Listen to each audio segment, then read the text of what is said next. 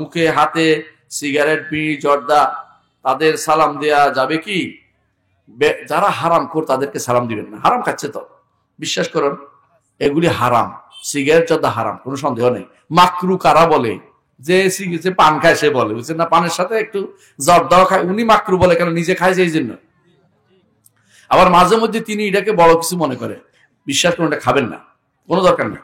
পান খেতে পান নিষেধ করি না, পান তো একটা পাতা, পানে কোনো মাদকও আসে না। কিন্তু সুপারিতে নাকি ক্যান্সারও আছে শুনছি।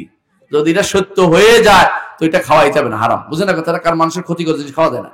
আর সাদা তো পুরাই হারাম, কোনো সন্দেহ নেই, পরীক্ষিত হারাম এটা। সাদা হারাম, সাদা খাওয়া যাবে না। এটা যদি গোলায় খায় হারাম জায়েজ হয়ে যায় বুঝি, আর পোড়াইয়ে খাইলে বুঝি হালাল হয়ে যাইব। মানে ওইটা পোড়াইলে হারাম, গোলাইলে জায়েজ। হ্যাঁ, এটা হুজুরের সুবিধাবাদ চিন্তাবাদ, এই ফতোয়া দেওয়া যাবে না। এর অর্থ হচ্ছে এটা খাওয়া যাবে না। যারা এটা খাচ্ছে তাদেরকে যখন খাওয়া অবস্থায় সালাম দিবেন না, কারণ সে তো হারামের মধ্যে লিপ্ত আছে। তাকে এটা কেন দিবেন না? কারণ সে হারামের মধ্যে লিপ্ত আছে। এই জন্য যারা আগেকার দিনে বলতো যারা দাবা খেলছে তাদেরকে সালাম দিতে নিষেধ করতে ইমামরা। কেন? সে হারামের মধ্যে হারাম কাজ করছে। দাবা খেলাও জায়েজ না, এটা মনে রাখবেন। জি।